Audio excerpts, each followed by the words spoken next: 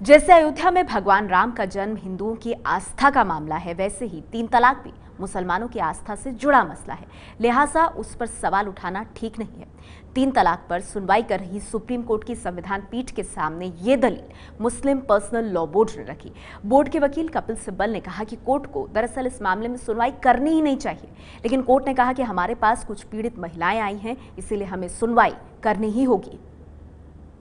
हिंदू ये अगर बिलीव करते हैं कि राम अयोध्या में पैदा हुए थे तो इसको कोई चैलेंज नहीं कर सकता, ये उनका अपना बिलीफ है। इसी तरीके से मुसलमान का अगर एक सेक्शन किसी चीज़ के बारे में ये बिलीव करता है कि इस्लाम का हिस्सा है, तो किसी को भी ये हक हासिल नहीं है कि ऐसे कोई ये कहे कि नहीं तुम्हारा धर्म ये नहीं है बल्कि तुम्हारा धर्म वो है। इसमें न अदालत कुछ कर सकती है न कोई कुछ कर सकता है। यही वो तर्क है जो मुस्लिम पर्सनल लॉ बोर्ड की तरफ से सुप्रीम कोर्ट में रखा गया। 3 तलाक को सही ठहराने के लिए मुस्लिम पर्सनल लॉ बोर्ड का पक्ष रख रहे कपिल सिब्बल ने कोर्ट में 3 तलाक की तुलना राम के जन्म स्थान से करते हुए कहा, 632 ईस्वी में पैगंबर के निधन के सिर्फ 5 साल बाद 637 में 3 तलाक की व्यवस्था शुरू हुई। पैगंबर के सहयोगी हजरत उमर ने इसे मान्यता दी, इसलिए यह आस्था का विषय है। ठीक वैसे ही जैसे अगर मैं कहूं कि भगवान राम अयोध्या में पैदा हुए तो ये आस्था का विषय है, संविधान का नहीं। कपिल सिब्बल की दलीलों में सबसे ज्यादा जोर इस बात पर रहा कि धार्मिक परंपरा से जुड़े मामलों में अदालत को दखल नहीं देना चाहिए। उन्होंने बताया कि 3 तलाक की व्यवस्था 1400 साल पुरानी है और सुन्नियों का एक बड़ा वर्ग इसे मान्यता देता है। ऐसे में 16.5 करोड़ लोगों की आस्था से जुड़े सवाल पर अदालत को सुनवाई नहीं करनी चाहिए।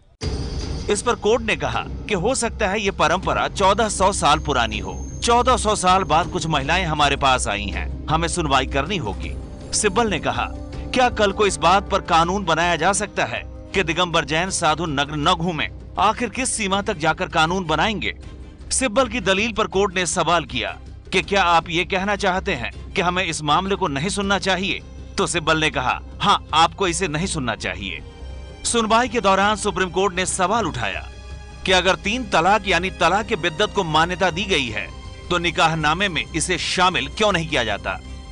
सिब्बल ने जवाब दिया, क्योंकि खुद मुसलमान इसे गलत और अवांछित मानते हैं और इसे खत्म करना चाहते हैं, लेकिन इसे समुदाय पर छोड़ देना चाहिए। यही मजहब इस्लाम की पोजीशन है कि दिस ट्रिपल तलाक in one sentence is sinful but it is lawful, undesirable, अच्छा नहीं है, ऐसा नहीं करना चाहिए। बिल्कुल क्लियर बात है।